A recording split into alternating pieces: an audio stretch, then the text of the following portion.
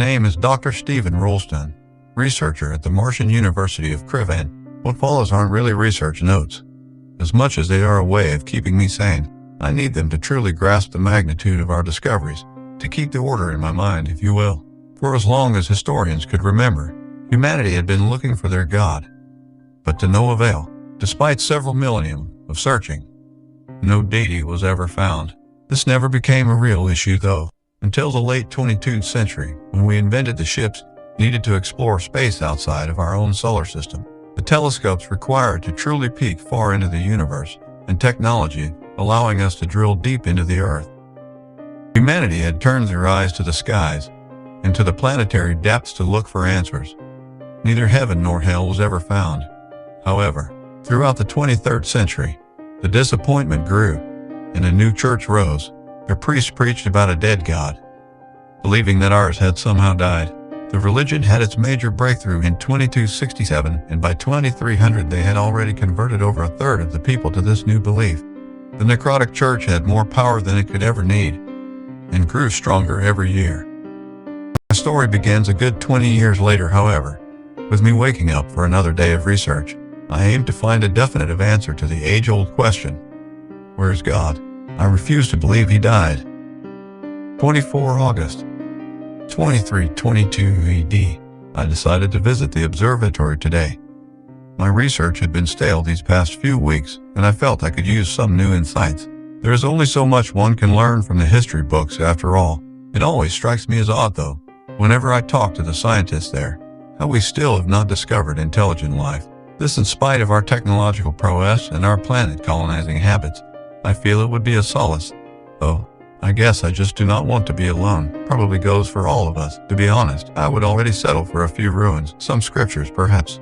Anything but the animalistic species that dominate every habitable planet we come across. I digress. There actually was an exciting new discovery made which my colleagues there told me about.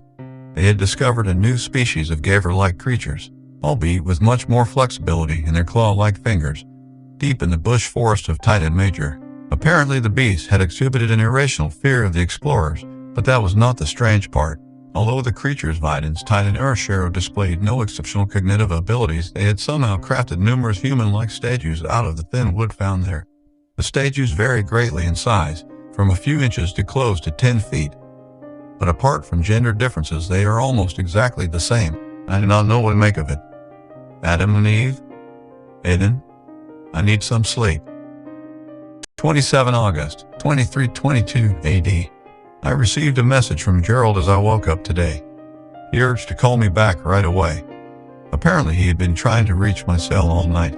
After all those years, he still did not remember that I could not sleep with that thing turned on. Not that it mattered much these past few nights. My research will not let me sleep, and even if I do fall asleep, I have to face the nightmares. I will not be writing those down here, however, as it is best if I just forget them. But I digress. Eager to catch up, I called Gerald during breakfast. I did not think too much of his calls during the night back then, for he had done so before. Good morning, Dr. Stir. I hope you slept well? I began. Are you alone? He promptly interrupted me. Yes, I am. Good. Well, Dr. Rolston, I have some good news for you, he said, sounding like his old self again. If they have not brainwashed you yet, of course, they do try. Alas, what news do you have? You should come back to Earth. Stephen, at least the church does not control everything here yet. He explained to me how there was a whole community of like-minded scientists in Tokyo. Some of them at least. Gerald gave me a contact number of one of the Martian members. From what I understood, the scientists were split into two research groups. One branch aimed to find heaven, or any sign of God in the galaxy. The other held on to the belief that God lived inside all of us. It is a shame. I know Gerald to be a firm believer of the latter, for it would be a pleasure to work together again. Searching the galaxy sounds like a much more exciting prospect, however. 30 August 2322 AD. Church confiscates alien artifacts.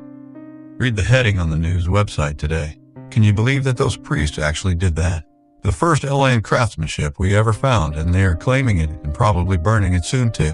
No scientist will be examining those wooden statues. On a more cheerful note, I finally met the other scientist Gerald had told me about. The Martian chapter operated in a state-of-the-art research facility on the crater plains near Cravan. I was able to explore the entirety of it with chief researcher, Dr. Havard, as my guide. He explained to me how they had found several rich benefactors, mainly older religions, to take care of the financial aspect of their research. Most of the funding was used on the observatory, however, and it was magnificent. The telescopes there were unlike any I had ever seen before, both in scale and effectivity. Furthermore, Dr. Havard assured me that those were not even the most advanced models they had. In the hallway stood a number of brand new telescopes, still wrapped up in their packaging, and several parts of a legitimately giant one laid scattered across the floor. I also took the opportunity to ask him about the news I heard today, though I now wish I had not. You heard the news today? I asked. About the church's latest confiscation. Yes, I did. He nodded. And I am afraid there is even more to it than that. Come, walk with me. He led me through a series of highly secured doors into another wing of the research center that I had not seen yet. We entered a large chamber that was stacked to the brink with computers. There were huge touchscreens on both walls, and at least a dozen engineers manning the technology. This is what I like to call the war room, Dr. Havard said. And here we gather all information we can on the necrotic church and their activities. Now about today's news. We have reason to believe that they did not only confiscate the statues, but exterminated the whole species that crafted them as well. He spoke. What? Who knows what we could have found out by studying those animals? These thoughts will not let me sleep. What could the church be planning? 10 September 2322 AD. The workload over the last few weeks has been enormous, and I have not had much time to write down my thoughts. These are turbulent times, but I will get to that later. Now, since I am one of the scientists at the facility without extensive prior knowledge of astronomy, Dr. Havard had me doing mostly paperwork. I had to check the planets that had already been discarded by the other researchers to make sure that they were nothing special. Check reports on the church in the war room and listen to the incoming radio signals, or rather radio static, from outer space. Most of it was not that exciting, but it left me plenty of time to talk with the other scientists there and focus on my own research. To be fair, it was not so bad at first. But then the church began tracking us down. To make matters worse, we could all follow it in the war room. We could see how the bastards were systematically hunting us all down, forcing us to slow our research down and keep a low profile. I have to admit that I was still frightened. The facility itself is pretty secure, but the risk of getting caught in your own home grows day by day. It feels as if we are running out of time. With so many of my colleagues being captured, my workload increased immensely, and I even got to help with the telescopes. It was then that I was finally initiated in the true progress that the facility had already made. Something out there in the galaxy was moving, and we had no clue what it was. The only proof we had of its existence were our calculations, seeing the light had not even reached its part of the galaxy yet. But whatever it was, it had our whole facility confounded, as it did not seem to follow any of the laws centuries of scientific progress had come up with. 1. Our object does not move in a logical pattern and appears to be unaffected by gravity. 2. Our object seemingly pulls and releases other celestials in its vicinity at will, without any kind of foreseeable pattern. 11 September 2322 AD. Those are not even the most disturbing things about whatever we found out there. I was not even supposed to be clued in about what follows, so perhaps I should not write about it either, but I do not feel like I have a choice anymore. This is too much. Here is my attempt at transcribing my conversation with Dr. Havard as he had called me into his office today. Dr. Rolston, have a seat. Tea. He greeted me. Well, I did not mean to be blunt, but why did you call me in here? There is just so much work. Oh yes. You picked up on any signals yet? He answered blankly. Well, I began until my eyes met his. Fear? There is a reason I called you in here. Stephen, our numbers are dwindling, and seeing as how you've helped greatly over the last few weeks, you deserve to know. He sighed and handed me a file. It was about the galactic anomaly we had discovered. The calculations show that our object's gravitational pull is so strong, so very powerful, that it is affecting the orbit of this very planet, as well as every other one. Dr. Havard resumed. What? But we are dealing with something far beyond what we thought was rationally possible. He continued. Beyond what way? Dr. Havard fell silent for a moment, and then looked up and started whispering something of which I could only decipher the word life or alive. I was frightened already. It felt as if I just stood there for hours, not knowing what to do. The man simply stared at the ceiling with that creepy blank stare. I had finally managed to open my mouth as he looked at me again. "We found God." "We did." "Isn't that a bit rash?" I answered, shivers running down my spine. "No, we did." His eyes were full of steely conviction, and he knows. It's all in the file. How the light has stopped moving towards it ever since we discovered him. We still can't see further into that sector of space than we could 4 months ago. That can't be right. It is, but there's more. He grabbed the file out of my hands and began flipping through the pages. Here, at exactly 10:06 a.m. yesterday, his movements ceased being random. His eyes grew wide. But he is coming. Our Lord's on his way, and we are not prepared. I must remain calm and focused. I must be calm and focused. I am calm and focused.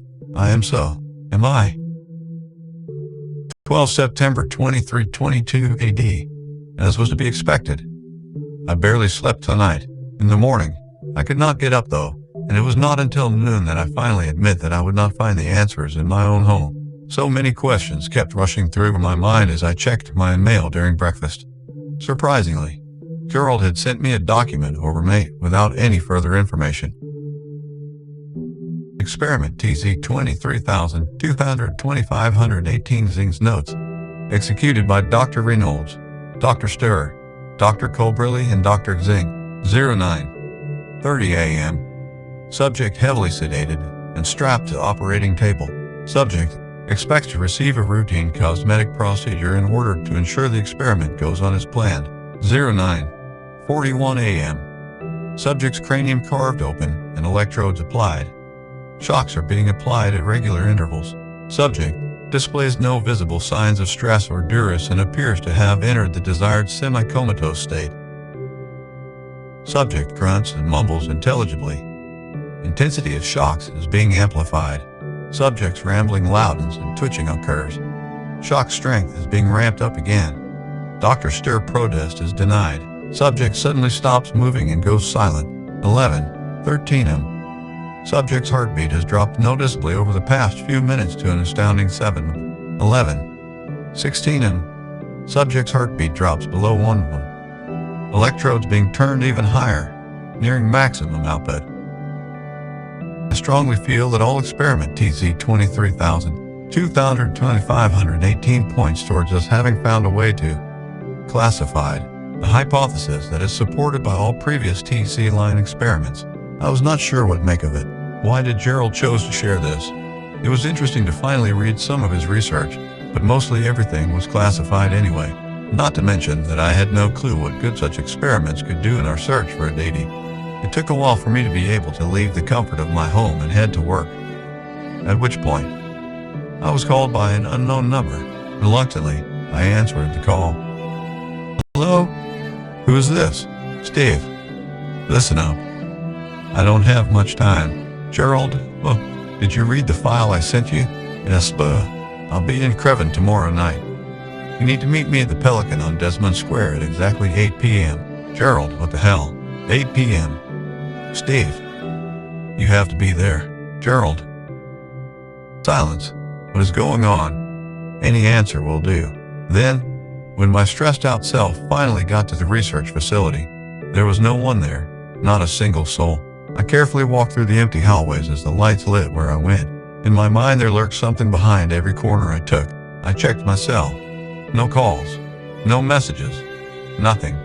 Moreover, Dr. Havard would not even answer his. I tried calling my other colleagues, but none of them picked up either. Strangely enough, however, most of the systems were still up and running. All of them were seemingly working towards identifying the entity rushing towards the Earth. I had trouble understanding the huge chunks of data most of the screens showed without Dr. Havard though. There was one screen that did catch my eye. However, a big one in the center of the room. It showed the entity itself and the insane speed with which it was racing towards us. The thing was hidden in a black cloud, and the images were not sharp. But I could see it nonetheless. I could see the dark tendrils protruding from the smoke and the thousands of eyes it seemed to have. This cannot be God, this moon-sized monstrosity. It could not be. I fear for the others, I truly do. 13 September 2322 AD. I stayed home today despite the nightmares I battled all night. At this point, I felt that even the horrific imagery, the paralyzing fear, and even the auditory hallucinations my mind plagued me with were preferable to the outside world. We were all going to die horribly anyway, I figured. At least I would pass in the comfort of my home, though possibly insane. There is no point in denying it. This morning I had effectively lost it. Things bettered, however, and from 2 p.m. onward only minor hallucinations remained. I kept hearing a faint yelling, for example, and a deep, hushed voice calling out my name. Now, psychiatrists probably would not agree with my analysis, but I blame it on a lack of sleep. What was a lot more worrying was that I still had not heard anything from the research facility. Oh well, I figured I should try focusing on other things. I switched on the television to distract me for a while. The channel offered me a dozen different documentaries to pick from, and I picked one about the growth of London as the first multi-layered metropolis. Anything to keep my mind occupied. Why was the clock ticking so slowly? The documentary itself was not incredibly interesting. Patrick Siren tried his best to have an exciting trip through the city, but everything seemed bleak and gloomy, and it had an effect on him as well. His demeanor grew more depressed and joyless by the minute, and that was not the only thing that changed, unfortunately. The people he passed no longer went on with their daily lives afterwards. They dropped whatever they were holding and watched with dark, hollow eyes. It was not long until Patrick realized this too. It would appear that some of the citizens here haven't taken a dislike towards foreigners, but I am quite sure he paused. Oh, you are here. He spoke as his eyes turned black. Then they all began staring straight at me as more and more people entered the screen. What the hell is going on? Christ, save me. Save me, Christ. Save us all. Save us now. I only remember switching of the television and running outside in a moment of primal fear. There is no memory of how I got to Desmond Square hours early 16:37 p.m., but at least the voices are gone. Whatever it is that is haunting me, I am sure that it will not strike me here with all those people around. One of them was Gerald. He was pale and thin, having lost at least 30 pounds, and he looked to be tired beyond belief. I had a feeling he would be early. You have always been curious, he said. Come walk with me. I followed him as he walked towards the park. Did you read the notes I sent you? They are important, but horribly incomplete, as you could probably tell. I want to tell you what we found, because someone has to know. You are not going to make the research public. I asked him. Oh, they would never let us. My entire team is dead. Stephen. The church killed them all. Why? What did you find? They believe we might have found God. Gerald said bitterly. Did you? I fear not. But believe me when I say that not a moment goes by that I hope we did. We found something though. But you'll just have to take my word for it, as all of our research has been destroyed. He left a dramatic pause for a while. We have discovered an entity that dwells within all of us, seeing what we see, hearing what we hear, and ever so slightly controlling what we do. We first made contact with it during the experiments I sent you. It would appear that the constant shocks we applied on our test subject had awakened it. We tried communicating with it, but soon our limbs were no longer our own.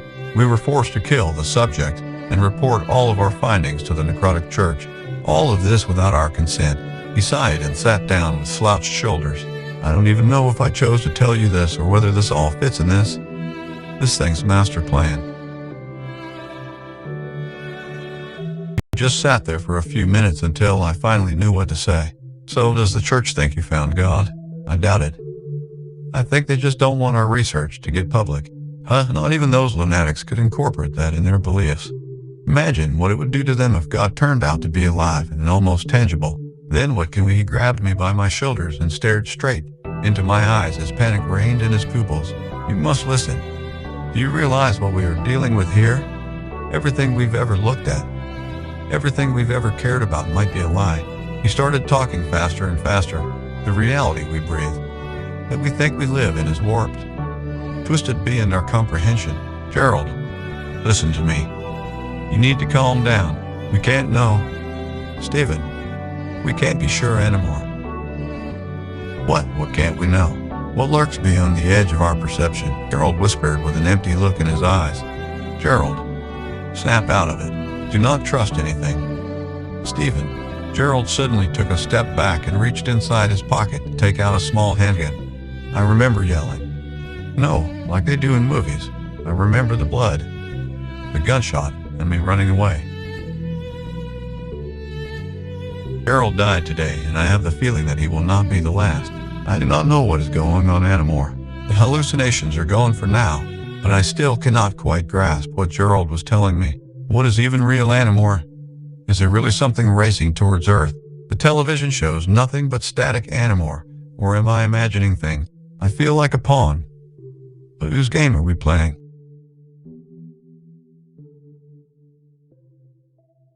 14 September 2322 AD. It is becoming increasingly difficult to write in here. Not just because of the fear or the exhaustion, though those two burden me immensely through every hour that I fail to catch sleep. Not just because my dreams haunt me and break me through the horrors they make me watch. It is because I have been crying tonight. Endlessly and almost violently. I witnessed my best friend's death. Know his murder, and I cannot deal with what brought him to do that. And why will these tears not stop? Are these tears, through their constant damaging of my notebook, being used to stop me from writing? Am I becoming as paranoid as Gerald? Do I really believe that there is something controlling us? I am fully aware that these are the words of a shaken, sleep-deprived man, but I still cannot bring myself to rip them out of this book. It is 3:15 a.m., and I am afraid to close my eyes. I must have fallen asleep eventually, because I do partially recall the dream I had. While some parts are vivid, others seem to have been oddly blurred out. Is there no place that I am safe? My dream began with me standing in the middle of a field, surrounded by a tall brick wall a few meters away from me. It was night, but I could see no stars. I took a first few uneasy steps when the wall started shifting. Bricks were continuously being added on top while others were removed just as fast. It was not long before holes began to appear in the wall, though places where the bricks were disappearing too quickly to be replaced. At first I could see nothing but darkness through these holes, but then I began to notice the blackness. There was something out there removing those bricks and destroying my walls.